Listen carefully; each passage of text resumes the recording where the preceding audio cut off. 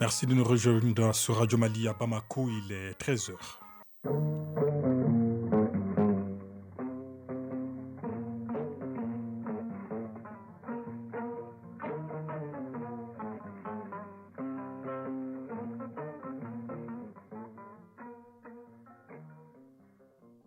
Le journal Ibrahima Traoré. C'est 13h dimanche, mesdames, messieurs, voici le sommaire à la une de cette édition. Rideau sur la conférence sociale dans le domaine du travail. Les travaux ont été sanctionnés par une batterie de recommandations, 139 au total. Les participants demandent notamment le relèvement de la valeur indiciaire de 400 à 500 francs CFA. Nous ferons le point dès le début de cette édition avec notre reporter Mamadou Fani. À suivre l'actualité internationale, oui, toute l'actualité internationale dans cette édition. Et puis, les sports, ce sera avec vous, Famouro Djourté. Bonjour. Bonjour Ibrahima Traoré. Alors, quel est le menu de cette actualité des sports aujourd'hui? Eh bien, il ne faut surtout pas manquer la page sport de ce 13h dimanche, car elle est riche. Nous allons parler du football sur le plan national, continental et mondial.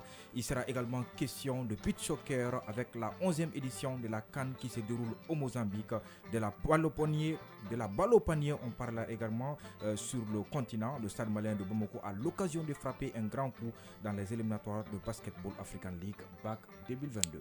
La page des sports à ne pas manquer donc dans une vingtaine de minutes. Et puis, Focus Santé s'intéresse aujourd'hui au cancer de la vessie. De quoi s'agit-il concrètement? Rendez-vous en fin de journal avec Barakissa Ouattara. Voilà pour le sommaire. Mesdames, Messieurs, installez-vous confortablement. Tout de suite, les détails. Fin hier après-midi des travaux de la conférence sociale dans le domaine du travail. Toute la semaine, les participants venus des différentes centrales syndicales et des organisations du patronat ont passé en revue les maux qui gangrènent le secteur du travail. 139 recommandations ont été formulées par les participants, dont le relèvement de la valeur indiciaire de 400 à 500 francs CFA. Le point avec Mamadou Fane. La conférence sociale a permis de faire les diagnostics et d'identifier les problématiques dans le domaine du travail. Toutes les questions relatives au dialogue social, à la liberté syndicale et à la politique de rémunération ont été passées au pain fin par les participants. Au terme des travaux, 139 recommandations ont été formulées. Demba Traoré, rapporteur général de la conférence. On peut citer organiser les élections professionnelles de représentativité syndicale. Accélérer le processus d'adoption du pacte de stabilité sociale. Accélérer la création du Conseil national du dialogue social. Déterminer un seuil minimum de représentativité entre 15 et 25%. Déterminer les critères d'éligibilité des responsables syndicaux. Instaurer la récompense du mérite et la sanction en cas de faute. Ramener tous les statuts autonomes non constitutionnels au statut général en prévoyant des statuts particuliers chaque fois que des besoins. Harmoniser et rationaliser les primes et indemnités, les ramener à des niveaux acceptables et soutenables par le budget d'État. Relever la valeur du point d'indice de 400 à 500 francs. Les représentants des centrales syndicales et du CNPM ont dans leur intervention souhaité que toutes les recommandations issues de ces travaux connaissent une bonne application pour une stabilité du climat social. Diawara Awapol Diallo, ministre du Travail, de la fonction publique et du dialogue social. La conférence sociale dans le domaine du travail a été l'occasion pour nous de poser les jalons d'un écosystème permettant au gouvernement et à l'ensemble des partenaires sociaux d'avoir des points de vue convergents pour un apaisement durable du climat social au Mali qui a été fortement perturbé ces dernières années. L'objectif de départ était d'identifier les moyens et mécanismes permettant d'aboutir à une stabilité sociale durable à travers un renforcement du dialogue entre le gouvernement et les partenaires sociaux. Colonel Abdoulaye Maïga, Premier ministre par intérim. Les 139 recommandations auxquelles vous êtes parvenus au cours de ces 6 jours de travaux témoignent de la richesse de vos débats et de votre engagement aux côtés du gouvernement pour le maintien d'un climat social apaisé dans nos entreprises et dans nos administrations. C'est donc le lieu pour moi de vous réitérer toute ma gratitude pour la réussite totale de cette activité. Cette conférence a permis au gouvernement, aux employeurs et aux différentes centrales syndicales d'harmoniser leurs positions et de créer un cadre de travail par la mise en place du Conseil national du dialogue social. Seul un climat apaisé permettra de relancer les activités économiques et cela passe par la paix entre travailleurs et employeurs.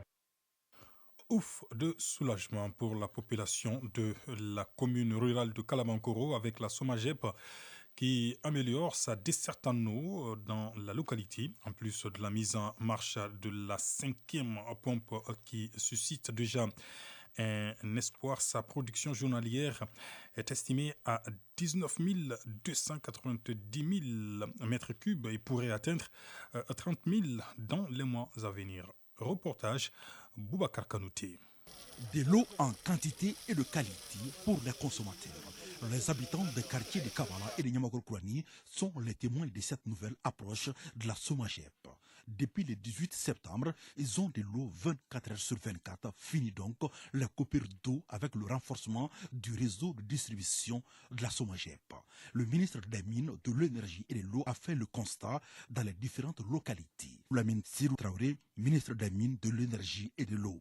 Aujourd'hui, grâce à ces travaux qui ont été réalisés, nous avons une amélioration de la qualité de la desserte.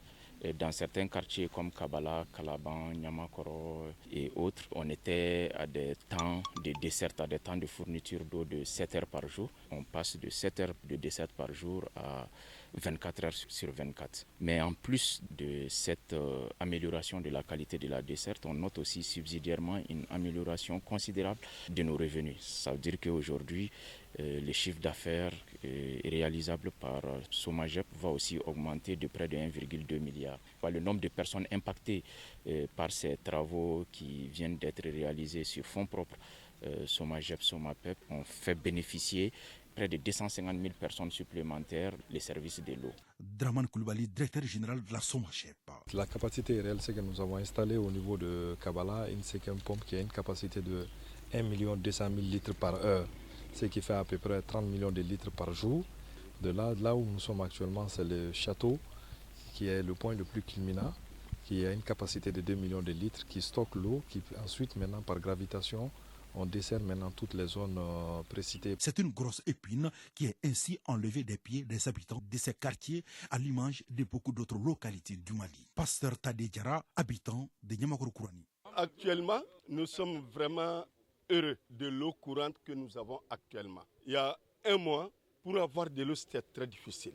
Mais depuis fin septembre, nous avons constaté une amélioration. Et puis actuellement, 24 sur 24, nous avons de l'eau courante. La mise en service de cette pompe de dernière génération est la consécration des engagements pris par les autorités. À noter que la station compacte de Kalabankoro devrait être transférée dans un autre site, toujours dans l'optique de soulager la population. Et nous ouvrons une large page consacrée à l'actualité internationale. D'abord, direction la Chine, où Xi Jinping a été reconduit pour 5 ans comme secrétaire général du Parti communiste chinois. Aujourd'hui même, lors d'un vote à huis clos à l'issue des travaux du 20e congrès du PCC. Nouhoum Sissoko, bonjour. Bonjour Ibrahima Traoré. Alors, Xi Jinping devrait donc être officiellement confirmé à la présidence du pays en mars 2023. C'est la fin d'un faux suspense. Le président chinois Xi Jinping, 69 ans, a été reconduit ce dimanche matin à la tête du Parti communiste. L'homme fort de Pékin a été désigné pour un 3e mandat de 5 ans par un comité central largement remanié du PCC, Parti communiste chinois. Il devient ainsi le dirigeant le plus puissant depuis Mao Zedong, fondateur du régime. Point d'orgue de ce 20e congrès, la présentation du nouveau comité du PCC, soit les 7 hommes qui vont diriger la deuxième économie du monde. Et comme le veut la tradition, c'est le président qui est arrivé en premier sur le tapis rouge, amenant ses camarades, notamment Li Qiang, futur Premier ministre. On savait avec le départ à la retraite du Premier ministre Li Keqiang et celui de l'ancien président Hu Jintao, poussé vers la sortie hier samedi, qu'il n'y aurait que des hommes du président dans ce comité. Ce sont des figures familières, explique Xi Jinping, en les présentant des hommes qu'on connaît aussi. Il y a 2 hommes qui viennent du comité permanent, le jeune Zhao Lezi, 65 ans, et Wang Hini, l'idéologue du régime, et puis Li Jiang, le patron du Parti communiste à Shanghai, bien connu pour avoir mis les 25 millions d'habitants de sa ville sous cloche pendant 3 mois au printemps dernier. Le signe qu'au Parti communiste, la fidélité prime, en tout cas sur la popularité. Par ailleurs, le comité permanent et le bureau politique, instance de décision du Parti communiste chinois, ne comptent aucune femme, une première en 25 ans. Non, Sissoko, vous avez suivi ce congrès de très près. Hein? Alors, expliquez-nous quelles ont été les premières annonces de Xi Jinping et quels sont les défis qui l'attendent. Au cours de son discours, Xi Jinping a remercié le parti pour la confiance qu'il a placée en eux. Il a promis de travailler dur dans l'accomplissement de sa mission. Le président du pays le plus peuplé du monde devra notamment faire face à une économie en fort ralentissement, conséquence notamment de la politique zéro Covid pratiquée depuis près de 3 ans. Devant la presse, Ibrahima Traoré Itra, Xi a assuré que le monde a besoin de la Chine.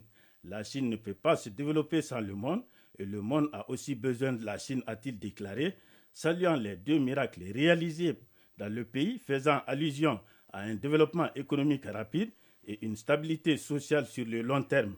En une décennie à la tête du pays, Xi Jinping a réussi le pari de faire de la Chine la 2e économie mondiale, dotée d'une des armées les plus puissantes au monde. Merci beaucoup.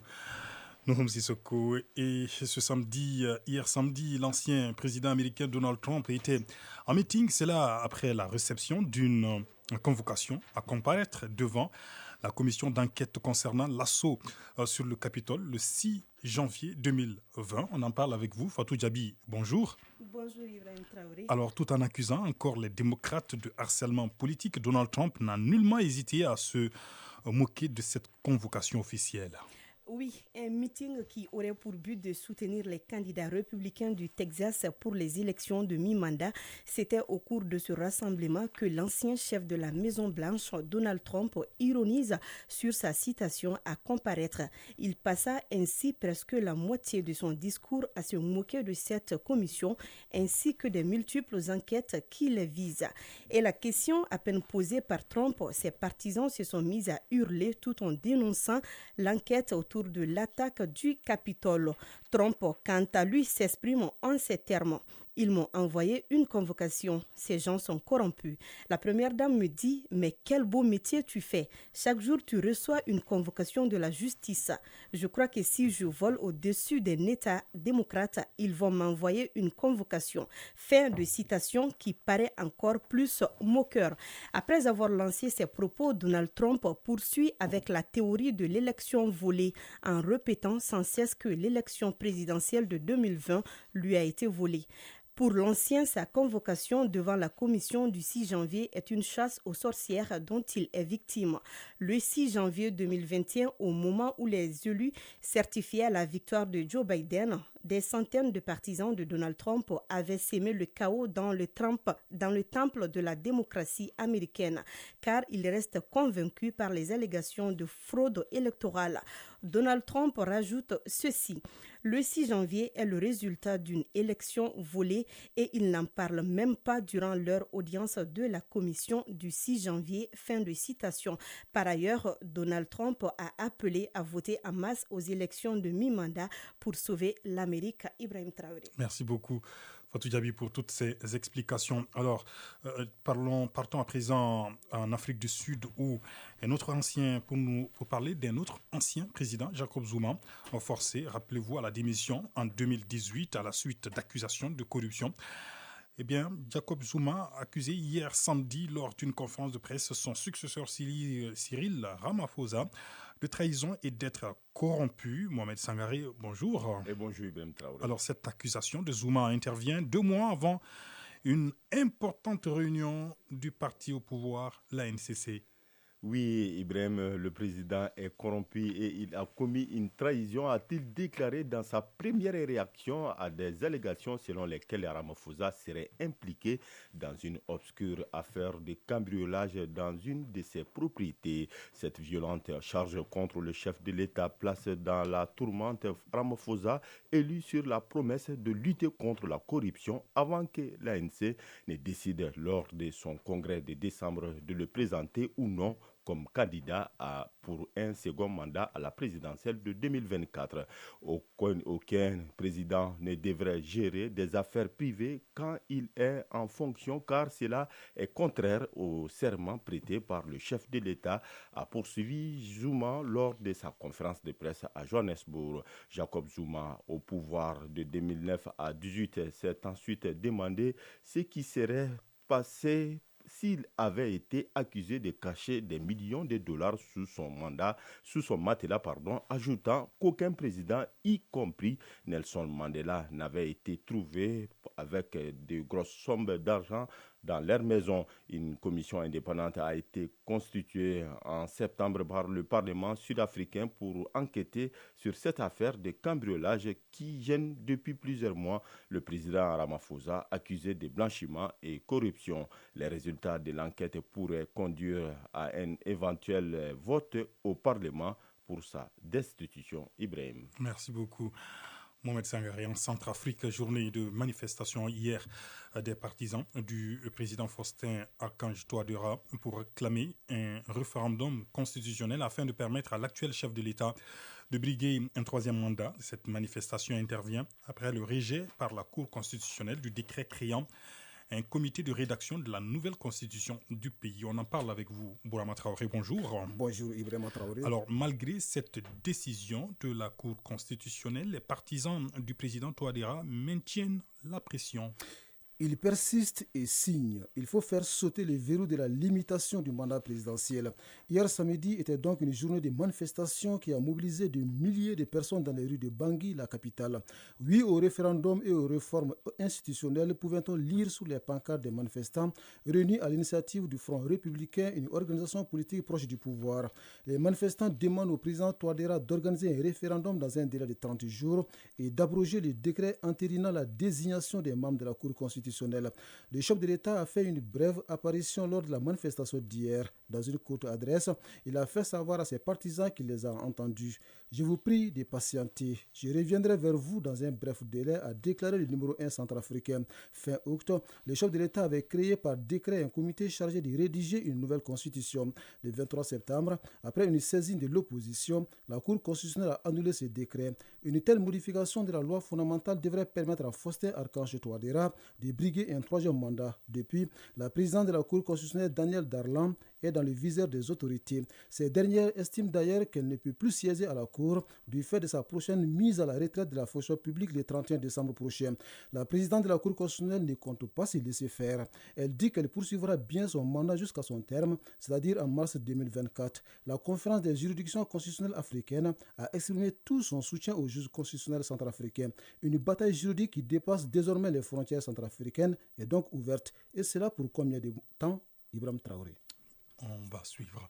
Merci beaucoup, Bourama Traoré, pour toutes ces explications. L'enquête sur les violences qui ont ensanglanté le Tchad jeudi dernier se poursuit dans le pays après la manifestation de l'opposition. Outre les morts et les blessés, la Fédération internationale des droits de l'homme, FIDH, alerte sur ce qu'elle qualifie de déportation vers le nord du pays pour une destination inconnue de plusieurs centaines de personnes interpellés.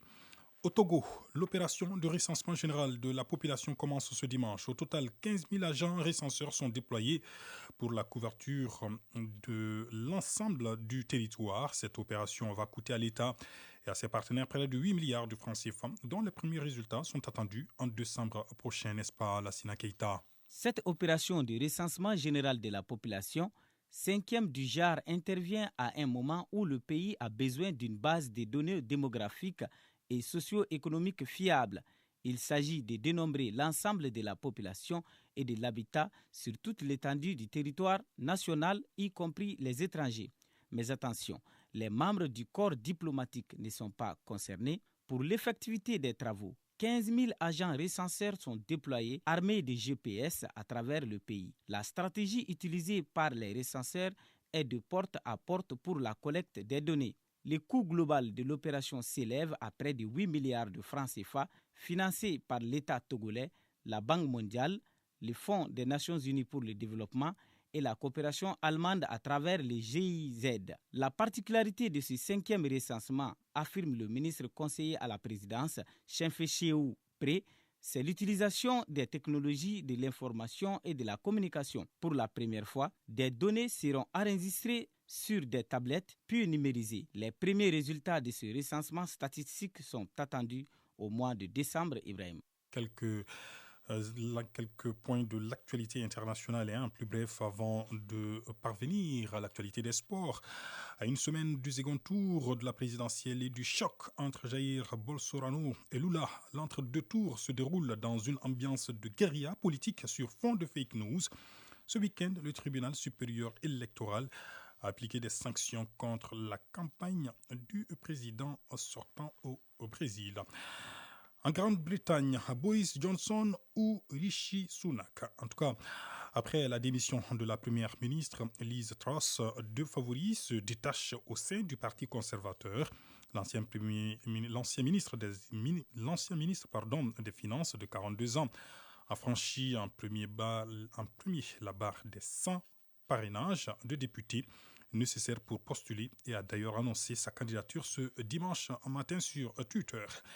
Téhéran a mis en garde contre toute approche provocatrice après de nouvelles sanctions ainsi qu'un appel de plusieurs chancelleries à une enquête de l'ONU sur des drones iraniens qui, selon l'Occident, auraient été transférés à la Russie. Le ministère iranien des Affaires étrangères a de nouveau démenti dans un communiqué publié ce 22 octobre avoir procuré des armes à Moscou dans le contexte du conflit en Ukraine. Des allégations sans fondement a fustigé le porte-parole de la diplomatie iranienne, Nasser Kanani. L'actualité des sports dans quelques instants.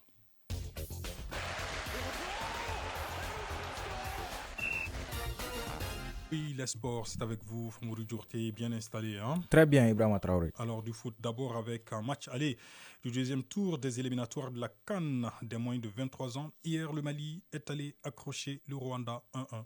Oui, c'est le Mali qui a ouvert le score avant de se faire égaliser une minute après suite à un but contre son camp 1-1. Pas de vainqueur donc entre le Rwanda et le Mali au compte de la manche aller du deuxième tour des qualifications pour la CAN des moins de 23 ans. Le match retour est prévu le 29 octobre ici à Bamako. Et le deuxième tour des qualifications pour cette CAN des moins de 23 ans se poursuit ce dimanche. Oui, vainqueur de la dernière édition en 2019 chez elle, l'Égypte ne devra pas se rater dans ce tour. Les jeunes pharaons se déplacent en Eswatini avec la victoire comme seule ambition. La vice-championne en titre, l'Afrique du Sud voyagera au Togo. Les Togolais, même s'ils ne partent pas avec les faveurs des pronostics, comptent jouer grandement leur chance. L'un des matchs à suivre ce dimanche est un choc ouest-africain. Le Burkina Faso reçoit le Sénégal pour ce second tour des qualifications. La rencontre aura lieu à Cotonou, au Bénin, en raison de la situation instable au pays des étalons. Le voyage au Congo s'annonce périlleux pour l'Algérie. Les jeunes Fennecs devront se montrer solides face aux Congolais pour obtenir un bon résultat avant la manche retour. Championnat national de Ligue 1, l'USC Kita se relance dans la compétition. Oui, l'Union sportive du Cercle de Kita, après sa défaite 1-0 à domicile contre l'AS Police en ouverture de la première journée, Kita a bien réagi. Ce samedi, la formation de Kita a battu Binga FC par 1-0 en ouverture de la deuxième journée. Vendredi, l'USFAS a pris le dessus sur l'AS Police par 1-0 également. Le reste des matchs de la deuxième journée est reporté à une date ultérieure. Mondial féminin des moins de 17 ans, le Nigeria accède au dernier carré pour la première fois de son histoire. Oui, les Flamingos ont décroché leur ticket pour les demi-finales en écartant les Américaines au tir au but 4-3. Le score était d'un but partout à la fin du temps réglementaire. Le Nigeria s'était fixé un objectif clair pour ce mondial féminin des moins de 17 ans, atteindre les demi-finales, et les Flamingos viennent de relever ce défi. En demi-finale, le Nigeria défiera la Colombie mercredi 26 octobre à 11h GMT. Les Colombiennes ont facilement disposé de la Tanzanie ce samedi 3-0. Les Serengeti Girls ont toutefois réalisé un beau parcours. La Tanzanie atteint les quarts de finale pour sa première participation, de quoi redynamiser le football féminin dans ce pays d'Afrique de l'Est. La 11e édition de la CAN Beach Soccer bat son plein au Mozambique. 3 matchs sont au programme ce dimanche au compte de la la deuxième journée des matchs du groupe Ouganda-Madagascar, Égypte-Sénégal dans le groupe B et Maroc-Mozambique dans le groupe A. Le Malawi est exempté puisque le groupe A est composé de 3 sélections. Hier, en clôture de la première journée, le Sénégal et l'Égypte ont remporté leur premier match à la CAN de beach soccer Mozambique 2022. Mais contrairement aux Lions de la plage qui ont cartonné l'Ouganda 10-1, les Pharaons ont souffert avant de battre Madagascar. Après un score nul de 4-4 à l'issue du temps réglementaire, l'Égypte l'emporte au tir au but 4-3. Un succès qui permet à l'Égypte d'occuper la deuxième place du groupe B derrière le Sénégal. En ouverture de la compétition vendredi, le Mozambique, pays hôte, a battu le Malawi 4-2. Qualification du Basketball African League. Le stade malien de Bamako a son destin en main pour être dans l'élite 16. Oui, les stadistes peuvent se qualifier ce dimanche en cas de succès contre la lanterne rouge Nigelec BC du Niger. Les Blancs de Bamako se sont relancés hier en signant leur premier succès 85-36 ce samedi contre Elan Cotton BC. Le stade malien de Bamako occupe désormais la deuxième place du groupe A. Troisième du groupe Elan Cotton du Bénin a encore une chance de se qualifier, mais pour cela, il doit battre Abidjan Club déjà qualifié par au moins 30 points d'écart et espérer un revers du stade malien de Bamako. Abidjan Basket Club Elan BC, c'est tout de suite à 13h et un peu plus tard à 15h30, Nigelex Basket Club sera face au stade malien de Bamako. Et terminons ce tour de l'horizon de l'actualité des sports avec le NBA. Philadelphie a encaissé une 3e défaite en autant de matchs. Boston et les Clippers ont signé une nouvelle victoire. Oui, Boston, vice-champion en titre, est la seule équipe à 3 victoires après son succès 120-126 à Orlando. Jason Tatum, auteur de 40 points et 8 rebonds, a porté son équipe pendant que Jaylen Brown s'est contenté de 12 points. Toujours à l'Est, tout va bien également pour Milwaukee qui a remporté son deuxième match au détriment de Houston 125-105.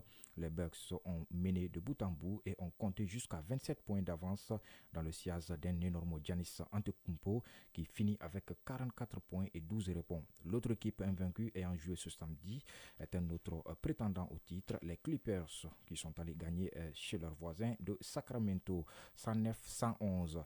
Les Clippers ont pu compter sur un Paul George de grand soir qui finit avec 40 points, 6 rebonds et 6 passes. Si tout va bien pour ces 3 franchises, ce n'est pas le cas pour un autre candidat au titre, Philadelphia Sixers. Après s'être incliné à Boston et contre Milwaukee, les Sixers défiaient cette nuit une équipe qui semblait largement à leur portée, San Antonio. Mais ils ont perdu 105-114 malgré les 40 points et 13 rebonds de Joel Embiid. Cela fait 6 ans que les Sixers n'ont pas signé un tel début de saison. Merci beaucoup pour toutes ces explications de l'actualité des sports. Famourou Djourté, santé dans quelques instants. Focus Santé. Oui, Focus Santé s'intéresse aujourd'hui à un cancer très fréquent au Mali, le cancer de la vessie. Il est d'ailleurs le premier cancer des voies urinaires. Il s'agit d'une tumeur qui se développe à l'intérieur de la vessie. Le symptôme le plus évocateur du cancer de la vessie est la présence de sang dans les urines. On en sait plus avec Baraki Sawatara. À 52 ans, Issouf est atteint d'un stade avancé du cancer de la vessie. À ce niveau, la chirurgie reste la seule alternative. Issa Koulibaly, accompagnateur. Au début, on a cru que c'était la bilharziose. Quand il allait aux toilettes, on voyait du sang dans ses urines. Ces sangs se coagulaient au fur et à mesure. La bilharziose est donc identifiée comme un facteur de risque du cancer de la vessie après le tabagisme. Il s'agit d'un cancer qui se développe sur la muqueuse vésicale. Professeur Moussa Salif Diallo, chirurgien urologue au CHU de Kati. En plus de ça, il y a aussi l'obésité qui est un facteur de risque, la sédentarité déjà, et puis souvent le syndrome métabolique, ou souvent les gens qui travaillent dans les industries de sidérurgie, les femmes qui font la teinture. Donc aussi, on risque de faire ce cancer. Ici, au Mali, le cancer de la vessie est le premier cancer urologique. Selon les spécialistes, Il touche plus les hommes que les femmes et généralement les adultes plus âgés. Le symptôme le plus courant est la présence de sang dans les urines. On est dans une société où les gens font beaucoup de la bilharziose. Il y a des gens qui pensent qu'en faisant de l'hématurie, du sang dans les urines, ce n'est pas grave. Alors que c'est vraiment bien grave. Donc c'est le premier signe le plus souvent qui apparaît. Donc en plus de ça, il peut aussi avoir aussi des douleurs au niveau du bas-ventre, des mictions fréquentes. Le patient va uriner fréquemment à chaque fois, il a envie d'uriner. Et puis quand il urine, souvent ça le brûle. L'une des complications du cancer de la vessie est l'insuffisance rénale. Professeur Moussa Salif Diallo. Parce qu'il ne faut pas oublier que c'est la vessie. La vessie, c'est un réservoir pour les urines. Maintenant, les urines sont fabriquées par les reins. Donc une fois qu'il y a un cancer dans la vessie, les tuyaux qui ramènent les urines du rein vers la vessie peuvent être obstrués par ce cancer. Donc une fois que ces tuyaux sont obstrués, donc, ça va jouer sur les reins en amont et qui va finir par être défaillant. Le traitement du cancer de la vessie dépend du stade d'avancement. La première des choses, c'est ce qu'on appelle la résection transurétrale de la vessie. Donc on a des appareils endoscopiques, on passe dans la vessie, on résecte tous les cancers en monobloc. Donc quand c'est un cancer qui n'a pas vraiment très agressif, on peut s'en tenir à ça. On peut juste arrêter après la résection, on fait la surveillance. Mais lorsque le cancer est agressif, on procède à une ablation de certains organes. Mais par contre, si c'est vraiment un cancer qui infiltre le muscle, avec tout ce qu'il y a comme risque de métastase, donc le plus souvent, qu'est-ce qu'il faut faire? Il faut enlever complètement la vessie. Et souvent, si c'est un homme, on enlève la vessie, la prostate. Et si c'est une femme, on enlève la vessie, l'utérus et les annexes. Et malheureusement, souvent avec une partie du vagin. Après cette intervention, de nouvelles vessies sont confectionnées à partir des intestins. Pour une meilleure prévention du cancer de la vessie, le spécialiste préconise une campagne de sensibilisation et de prise en charge de la bilharziose et une bonne hygiène de vie. Focus santé. Et c'est ce qui me fait donc à ce 13h dimanche que j'ai eu l'immense plaisir de vous présenter avec à la mise en onde de Bintou Traoré. La réalisation est assurée par Lassine Keita. À la coordination éditoriale Bourama Traoré.